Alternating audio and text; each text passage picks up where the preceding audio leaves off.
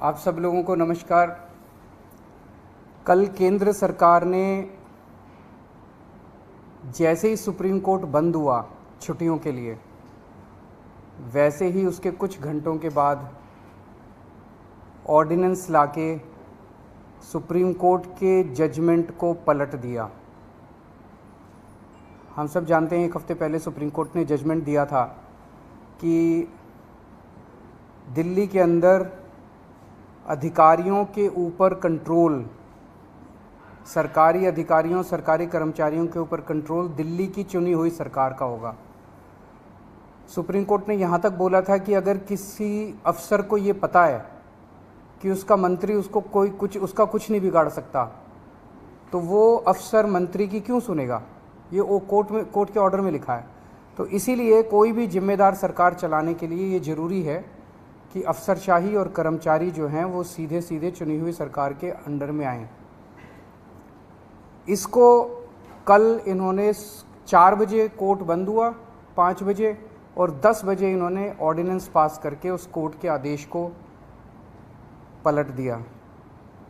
जिस दिन आदेश आया था उसके अगले दिन इन लोगों ने सोच लिया था कि ऑर्डिनेंस लाके इस आदेश को पलटना है, क्योंकि अगर हम सीक्वेंस ऑफ इवेंट्स देखें, जजमेंट आने के और उसको पलटने के बीच में 8 दिन हैं।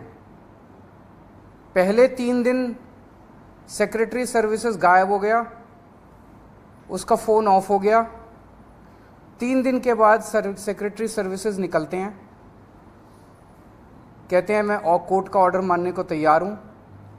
तो चीफ सेक्रेटरी फिर बीच बीच में गायब हो जाते हैं और सिविल सर्विसेज बोर्ड की मीटिंग होने में 3 दिन लग जाते हैं। फिर फाइनली जब सिविल सर्विसेज बोर्ड की मीटिंग होती है और एलजी के पास प्रस्ताव भेजा जाता है तो 2 दिन एलजी साहब बैठ जाते हैं उसके ऊपर। 8 दिन इन लोगों ने इस तरह से बिता दिए। ये सारे के सारे कोर्ट के बंद होने का इंतज़ार कर रहे थे कि कब कोर्ट बंद होगा, कब कोर्ट की छुट्टियां होगी और कब हम अध्यादेश लाएंगे। तो प्रश्न ये उठता है कि ये कोर्ट के बंद होने का इंतज़ार क्यों कर रहे थे कि जब कोर्ट बंद होगा तब हम अध्यादेश लाएंगे। पहले ले आते, जब कोर्ट की छुट्टियां नहीं चल रही थी, जब कोर्ट खुला था, जिस दिन अध्यादेश आया 3 दिन बाद, 4 दिन बाद, 5 दिन बाद ले आते, क्योंकि ये अंदर दिल के अंदर जानते हैं कि ये अध्यादेश पूरी तरह से गैर कानूनी, गैर संवैधानिक और जनतंत्र के खिलाफ है।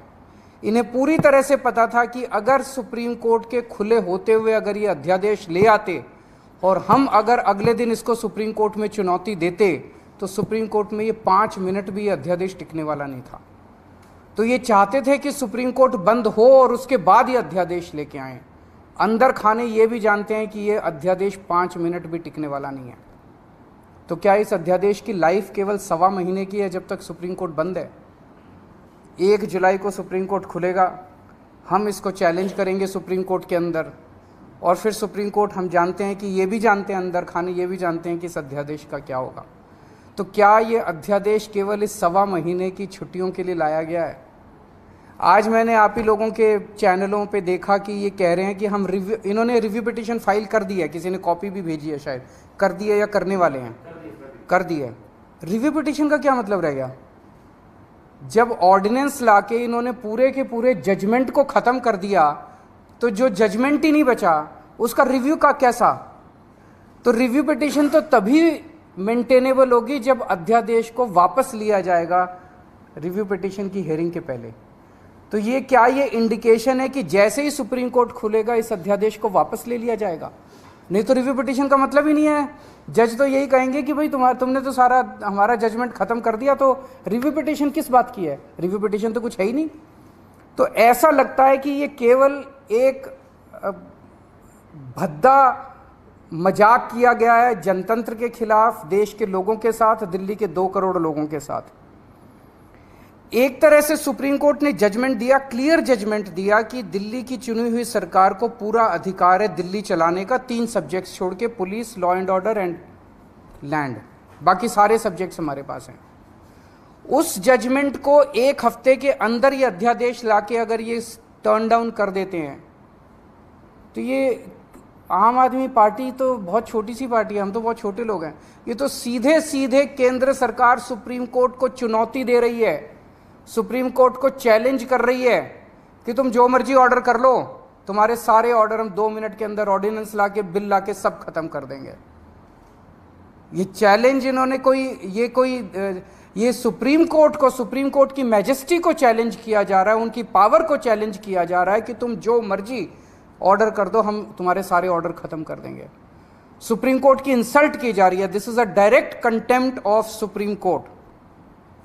आम आदमी पार्टी को 3 बार प्रचंड बहुमत, 4 बार, 3 बार असेंबली के अंदर मिला और 1 बार एमसीडी के अंदर प्रचंड बहुमत मिला आम आदमी पार्टी को। दिल्ली के लोगों ने बार बार चीख चीख के कहा है कि हमें आम आदमी पार्टी की सरकार चाहिए, हमें आम आदमी पार्टी की सरकार चाहिए, हमें आम आदमी पार्टी पसंद है। और बार बार इन लोगों ने आम आदमी पार्टी को की सरकार को काम करने से रोका है। तो ये तो एक तरह से खुली चुनौती है कि तुम जिसको भी, हमारी पार्टी के अलावा जिसको भी चुनोगे, हम उसको काम नहीं करने देंगे। ये क्या बात हो गई? ऐसे देश कैसे चलेगा? पहले ये 2015 में नोटिफिकेशन लेके आए, उस नोटिफिकेशन के बाद ये एक 2021 में एक कानून लेके आए, जिस कानून से और हमारी पावर्स छीनी गई। पिछले साल झूठे केसेस में फंसा के हम अच्छे स्कूल बना रहे थे, हमारे एजुकेशन मिनिस्टर को जेल में डाल दिया ताकि स्कूल ना बन सके। हम अच्छे मोहल्ला क्लिनिक अस्पताल बना रहे थे, हमारे उसको हेल्थ मिनिस्टर को जेल में डाल दिया ताकि स्कूल अस्पताल ना बन सके। और अब ये कानून लेके आ गए। ये बेसिकली तो काम करने से रोकना चाहते हैं आम आदमी पार्टी की सरकार को, क्योंकि जैसा काम आम आदमी पार्टी की सरकार कर रही है वैसा काम करने की इनकी ना तो नीयत है और ना इनकी कैपेसिटी है वैसा काम करने की। पर मैं दिल्ली के लोगों को भी और देश के लोगों को भी कहना चाहता हूँ कि स्पीड स्लो जरूर होगी कामों की। आज जो इन्होंने अध्यादेश पारित किया, उन्होंने और भी कई सारे सेक्शंस डाले हैं, अभी भी हम स्टडी कर रहे हैं। तो स्पीड जरूर स्लो होगी, लेकिन सारे काम होंगे, काम को मैं रुकने नहीं दूंगा। ये अध्यादेश दिल्ली के 2 करोड़ लोगों को बीजेपी ने एक तरह से तमाचा मारा है। बीजेपी का कहना है तुम जिस भी सरकार को चुनोगे, चुन के देख लो, हम काम नहीं करने देंगे, हम काम रोकेंगे, हम तुम्हारी सरकार को काम नहीं करने देंगे। ये तो दिल्ली के लोगों को का अधिकार है अपनी सरकार चुनने का। भाई संविधान देता है अधिकार कि आप जिस मर्जी को वोट देके चुनो। वो कह रहे हैं कि जिसको भी चुनोगे हम तुमको काम नहीं करने देंगे। आम आदमी पार्टी छोटी पार्टी है, हम बहुत छोटे लोग हैं। देश बड़ा है, देश इम्पॉर्टेंट है। कल हम नहीं होंगे, कोई और होगा, लेकिन देश रहेगा। इस तरह से सरेआम जनतंत्र को कुचलना, सुप्रीम कोर्ट को वो दिखाना, ये सही नहीं है। हम इसके खिलाफ सुप्रीम कोर्ट में या वो डालेंगे, इस ऑर्डिनेंस के खिलाफ सुप्रीम कोर्ट जाएंगे। और जब से ये ऑर्डिनेंस आया, केवल दिल्ली नहीं देश भर से मेरे पास फ़ोन आ रहे हैं, यहाँ तक कि बीजेपी के कट्टर समर्थक भी कह रहे हैं कि ये तो मोदी जी ने ठीक नहीं किया, ये तो प्रधानमंत्री जी ने ठीक नहीं किया। भाई 2015 में तुम नोटिफिकेशन लेके आए, उसी टाइम ले आते ऑर्डिनेंस, कोई कुछ नहीं कहता।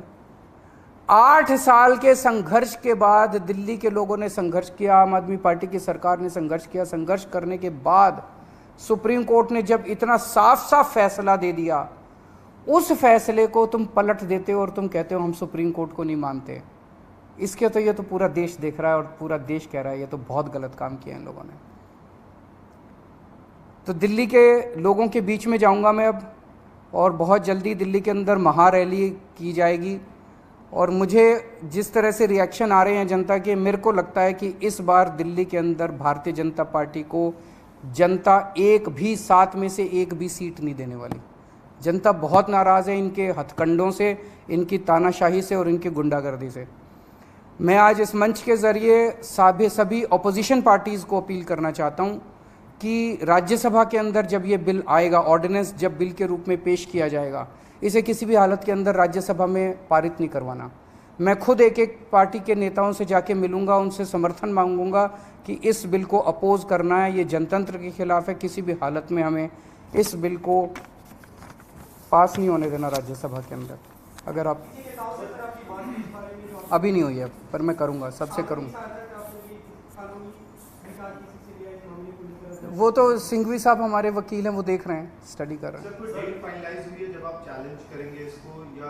जैसे कोर्ट खुलेगा 1 जुलाई को शायद खुल रहा है, इमीडिएटली भी सबसे बड़ी कोर्ट तो सुप्रीम कोर्ट होती है, उसकी भी कॉन्स्टिट्यूशनल बेंच ने ये 5 जजेस ने जजमेंट दे दिया, उसको पलट दिया इन्होंने, बताओ। लेकिन अगर संसद कानून बांधे तो फिर कहाँ सुप्रीम कोर्ट ही आदेश दे रहा है तो कानून बन जाए तो आप क्या करेंगे? नहीं तो सुप्रीम कोर्ट जाएंगे ना। देखिए मैं देख रहा था आप सब लोगों ने सिंघवी साहब का इंटरव्यू किया है।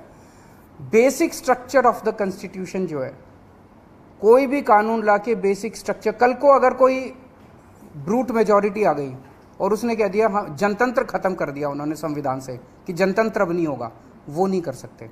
ऐसा कानून नहीं आ सकता जो जनतंत्र खत्म कर दे। ऐसा कानून नहीं आ सकता जो फेडरल स्ट्रक्चर है हमारा, सेंटर अलग है स्टेट्स अलग है, वो खत्म करे। ये सीधे सीधे फेडरल स्ट्रक्चर के ऊपर हमला है। तो इस तरह का कोई कानून भी नहीं आ सकता जो कि फेडरल स्ट्रक्चर के ऊपर हमला हो। तो कई सारे कॉन्स्टिट्यूशनल बेसिक कॉन्स्टिट्यूशनल प्रिंसिपल्स हैं, basic structure of the constitution है जिसके ऊपर हमला किया गया इस ऑर्डिनेंस के द्वारा। तो ऐसा मानना है कई सारे कानून के जानकारों का कि ये ऑर्डिनेंस जो है या ये अगर कानून की शेप भी लेता है तो ये कोर्ट के अंदर टिकेगा नहीं। ये जो ऑर्डिनेंस पास हुआ, do you think this is no more Delhi versus centre, rather the court versus the ये पूरी की पूरी लड़ाई अब एक तरह से सुप्रीम कोर्ट वर्सेस सेंटर है। ये केवल दिल्ली सरकार एक छोटी सी चीज हो गई है। उन्होंने तो सीधे सीधे कह दिया, इस तरह से तो ये बहुत खतरनाक चीज है। सुप्रीम कोर्ट कोई भी आदेश पारित करेगा, अगर केंद्र सरकार के खिलाफ पारित करेगा, केंद्र सरकार कानून लाके उसको पलट देगी, उनकी मेजॉरिटी है ना। फिर देश की जनता कहाँ रह गई? जैसे आप लोगों ने सुना होगा कि वो भी इन्होंने ऑर्डिनेंस लाके किया था, जो ईडी के डायरेक्टर की एक्सटेंशन वाला मामला था। ऑर्डिनेंस लाए थे, लेकिन अब सुप्रीम कोर्ट कह रहा है कि हम उसको, मतलब अभी जजमेंट नहीं आया, लेकिन हियरिंग के दौरान सुप्रीम कोर्ट ने कहा कि हम इसको नहीं मानते। It is obviously Keshwanand Bharati was the basic structure of the constitution. This is basic structure. They are attacking the basic structure of the constitution. नहीं, नेताओं की नहीं, आम आदमी पार्टी दिल्ली में करेगी। मैं दिल्ली की जनता के बीच में जाऊंगा, घर घर जाऊंगा, मैं एक एक घर में जाऊंगा और उनको बताऊंगा कि किस तरह से इन्होंने किया है। आपकी पावर को छीना है। केजरीवाल छोटी चीज है, जनता बड़ी चीज है। एक एक आदमी की, दिल्ली की एक एक आदमी की पावर को छीना है, उसके जनतांत्रिक अधिकार को छीना है। जनता जिंदा कैसे रहेगी? इस तरह की अगर तानाशाही आ जाएगी तो जनता जिंदा कैसे रहेगी? उनके लिए काम कौन करेगा? बड़ी जल्दी हम पूरा प्लान अनाउंस करेंगे। हमारे ना, yes of course the whole आम आदमी party will be on the streets in the coming days। मैं ये पूछ, इसका क्यों, क्या कह रहे हैं वो, क्या कारण है इसका?